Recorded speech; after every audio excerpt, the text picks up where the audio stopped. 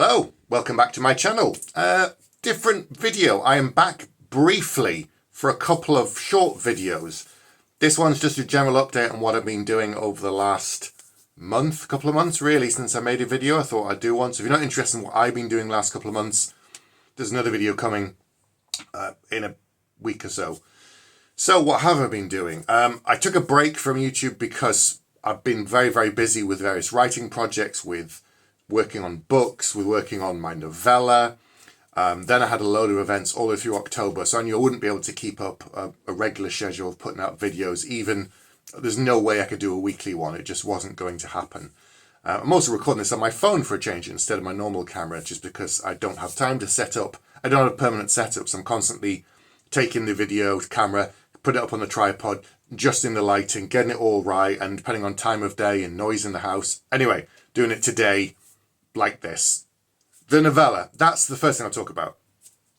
It took a lot of work to get it ready. I had months in advance on purpose because it's the first time I'd ever done it. I consulted with people who'd been self-published before. I got an editor who worked on it, Sarah Chorn. She was recommended to me. Spoke to her, we went back and forth. She did a sample. She really got what I was going for. She was a brilliant editor, so we did that. I worked with Rachel Sinclair, who did the cover, which this is a proof copy, but you can see the cover here for New York Minute. And what happened was I pitched her a whole bunch of different ideas, but I also said, I'm not an artist. If you can think of something better, please do. This is what the story is about. And she came back with something much, much better. And that's what we went with because it was so much cooler. And she got lots of really interesting details in, which I was after and was really pleased about. And she did the text as well and all the rest of it. And MJ Kuhn helped me with the blurb on the back because this is a weird novella in some way. So one, it's a novella, which makes it difficult to sell. There are some small publishers that will take it, but not many. Number two is it's a weird cross-genre project, and there again, selling that can be difficult. So for those two reasons, indie publishing, self-publishing was always going to be the best option. But getting the blurb on the back was important because I didn't want people to go in and be thinking, oh, well, it's a fantasy book, and then complain because there weren't any dragons or monsters or magic. There's none of those things. But equally, it's not just a straight crime novel because it's set in an alternate New York. It's not our New York. It's not this planet Earth. It's not after a post-apocalyptic event. It's not here. It's a different planet. But I didn't want to say sci-fi because it isn't really a science fiction book. There's a term that I think isn't used as much these days for modern fiction. It was used a lot more in the 60s and the 70s, and that's speculative fiction. And really, that's what this novella is. It's speculative fiction. But I didn't want to call it that because that kind of confuses people and it's not really clear. So we kept saying it was a crime story in an alternate New York City, and that seemed to work quite well. And the reception has been really good. No one's kind of said, oh, it's not what I was anticipating, given that we've kind of marketed it right.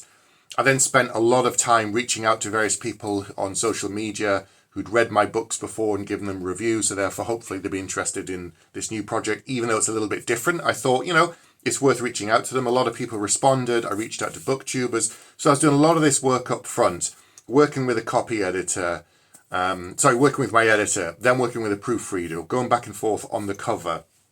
I've been promoting my second book in my current trilogy as well, The Blood Dim Tide, and I was attending events for that. So all of that's been going on. And then I set up a review tour throughout the whole of October, and every day, pretty much from the 1st right through to the 24th of October, a review was coming out on social media to promote it. The book is now available on ebook and paperback and Kindle Unlimited. So I don't have an e-reader. I'm obviously aware of how Kindle Unlimited works and all the rest of it, but having put a book out myself, that's been really interesting. I wasn't sure what to expect and what it was going to be like, and I knew I'd be able to see my sales in almost real time on a daily basis, working, with Amazon and Kindle and print on demand, the paperbacks. I'm not stocking them. I'm not having them. They're just, they're available anywhere in Amazon, and in the local country they'll print and post and sort it. So that was really kind of different and interesting too. So I'm still learning a lot. I'm only a month in.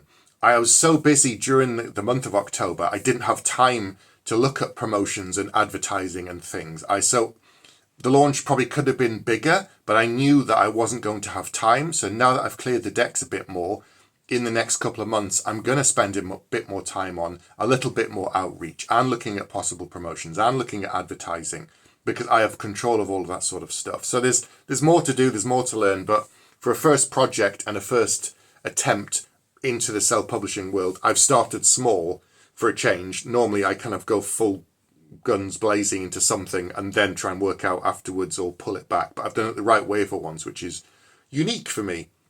So that's been really busy, and there's more stuff to do on that. October events was really packed. I had something early, so I had a few interviews. Then I went to London for the Super Relaxed Fantasy Club. This is a monthly thing they have where they have 2 or 3 authors come along and they do a reading and have it interviewed and Q&A. And it was myself and 2 other authors. So I went down to London for the day with that. Then the end of that week was FantasyCon. FantasyCon is one of the 2 annual UK science fiction and fantasy events. They move around the UK every year. This year it was in the city of Chester, which is in the sort of northwest of England. I've been to Chester a few times, but I haven't been in quite a long time to explore the city. So that was quite interesting. And I was one of the guests of honour. There were 3 guests of honour this year. So that was unique. I've not been a guest of honour before. So it was very, very busy with panels, with the guest of honour talk. I put some photos up on my Instagram if you want to go and see some of those. I had panels every day actually, Friday, Saturday and Sunday. And it was it was really good fun. I met lots of people. I signed lots of books, but it was quite exhausting. And then I got back on a Sunday afternoon, and then straight away Monday, the following day, for 6 days, I had a new project, a writing project. So this was the Arts Council and the University of Birmingham, which is the city where I live. And the project it's called True Voyage is Return. And it's to celebrate the 50th anniversary of The Dispossessed, which is a novel by Ursula Le Guin. And there's a phrase in the book, The Dispossessed, called is True Voyage's Return. And the idea was to have a creative arts project to get lots of people involved, not just professionals, but the community, people who want to have a go, and from different styles, so not just authors. There was poets, there was some graphic designers, there was some artists, to create something based around that theme. And so for 4 weeks, the Exchange, which is an event space owned by Birmingham University, it used to be a bank, and I put some other photos on Instagram, so have a look at that. It's an amazing building, and you can go down into the vault, and it's got all the old kind of like, safety deposit boxes on, and the original safe doors there, and it's like, 12, 20 inches thick steel. It's fantastic. So I went in and had a look around. But anyway, for 4 weeks, they transformed part of the kind of main cafe in there into an event space. And every week, 2 different creative people would come along with the main organizer person, Phil. He was writing a novel in the whole of the month based upon that theme. And every week, 2 creatives would come and create something. So I went on the 2nd week, and this is right after FantasyCon. So I was there Monday, Tuesday, Wednesday, Thursday, Friday, writing something. I had to create something in 5 days only and finish it in 5 days, and based upon that theme. And it could be as I can interpret it however I want. So I knew it was going to be a busy time. So I'd done some planning, I'd done some notes, and I wrote a story within those 5 days. And I wrote 3,000 words on the first day, which was kind of a record. I didn't think I would do that because it was a brand new environment. I'm used to writing in this office space that's very quiet. It's very familiar. Everything is fine. I don't have any big surprises. But there, I was in a really noisy cafe. Lots of people coming and going. And at lunchtime, I'd have lunchtime working lunches with people who wanted to come in and wanted writing advice about writing, publishing, agents, just any of that kind of stuff. So it was a really hectic 5 days. On the first day, I still managed to write 3,000 words. And I thought, okay, that's a record for me. Let's see how we get on. And I wrote consistently 3,000 words a day for 5 days. So at the end of it, I had a 15,000 word novelette, story, I don't know, based upon this theme. It'll go into the anthology with a bunch of other works and all the other creative things that people are doing. There's poets. Phil's novel will be in there, at least a portion of it. There'll be some graphic artists, some comic book artists did some stuff. So it's really, really interesting project. And then on a Saturday, I went back and did some panels talking about how we've experienced it. There's a podcast series that's coming out.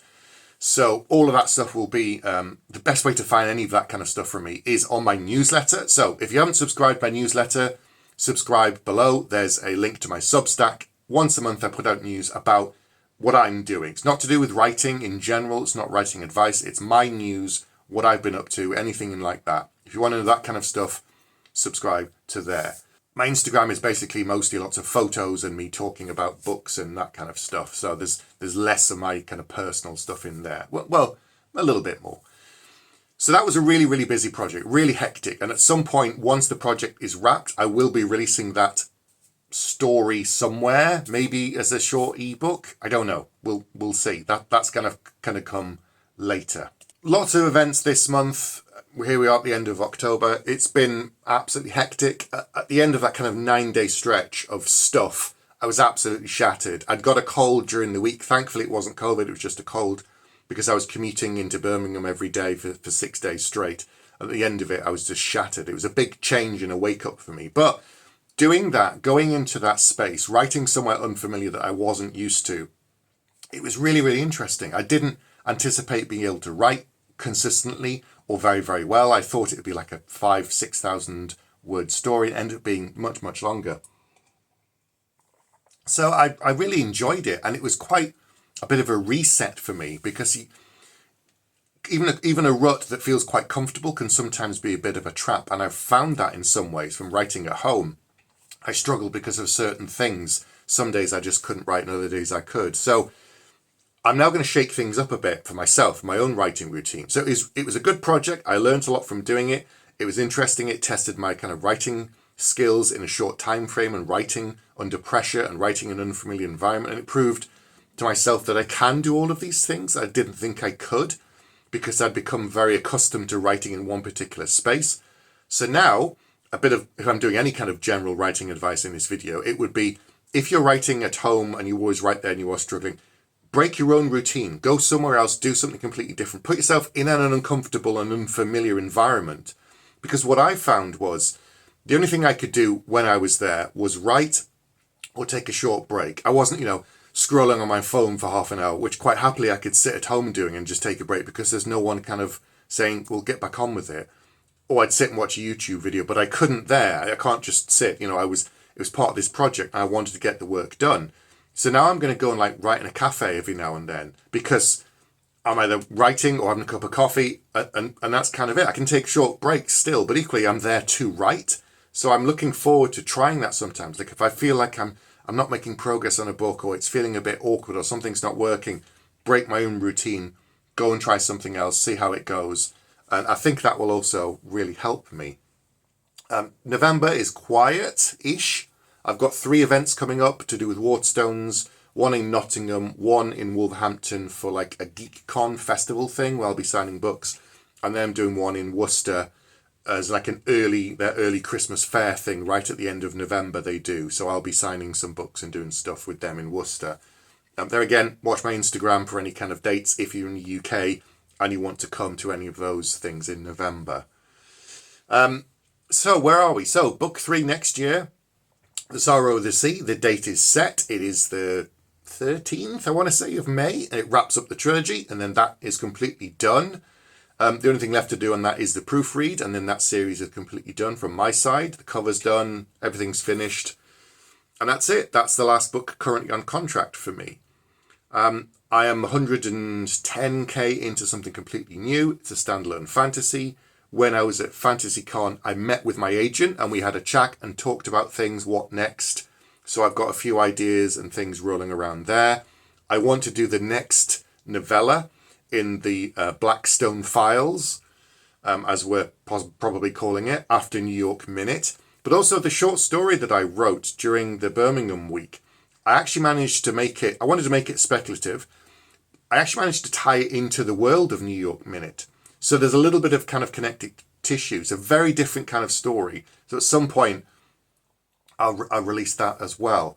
But next year, I will be starting a completely new book, new idea, new thing that I talked to my agent about and she likes the sound of. So I'm going to write some chapters up for her and send them. and I'm going to do the second novella, and maybe a second novel, something else I want to do as well. So next year is really, really busy. There's a lot of writing to do. I have less events on purpose so far, and I'm going to try to book less events. The only event I'm definitely doing next year is World Fantasy Convention, which will be in Brighton at the end of October, start of November. So that's a slightly bigger event than FantasyCon. It's about 1,500 people, I think they cap it, and it moves around the world. This year, just gone, it was in Niagara Falls. So if you're interested in a modest-sized UK fantasy event with lots of authors that come across to the UK from across the world, that's a place to look. Apart from that, I'm not doing EasterCon. Next year is in Belfast in Ireland, so I will not be going to that. I want a bit more time to focus on my writing. I think that's about it at the moment. As ever, lots going on. But I'm trying to say no to more stuff because I want to get more writing done next year. And I tend to do this. I kind of take too much on and then I don't have time for the things that I really want to do. So I'm saying no to more stuff. I'm focusing more on the writing, getting work done. That's my priority for next year. That's my New Year's resolution, doing it early, I guess. But yeah, I'm another video coming soon-ish where I'm talking about what next. But as ever, if you're interested in my news, follow my newsletter, monthly newsletter on Substack. If you're a writer and you want advice and inspiration and mentoring and support on an ongoing basis, I'm a member of The Write Advice, spelt RWITE, advice. Google that. We're a collection of authors, self-published and traditionally published, and we offer mentoring, editing, query package support. So I'm doing one-on-one support with them. I'm doing one-on-one mentoring with a few authors and writers on a monthly basis. We talk about their books. We brainstorm things. I help them with their issues, any kind of problems that they're having with their work. Sometimes it's just support. It's reading their work and pointing out things that they could work on, or talking through characters, or world building, whatever it might be. So I really enjoy that kind of one-on-one support that I've been doing. So if you're looking for more direct support, that's a great place to start. If you're brand new here and you just stumble across this video, there's about 200 videos on here already with various writing topics, plus a whole bunch of author interviews talking to them about how they got started in the business, self-published and indie published, and traditional published, I should say, and their path to publication, because it's always different and it's always an interesting story. So that's probably it for today. I'll be back soonish with one more video.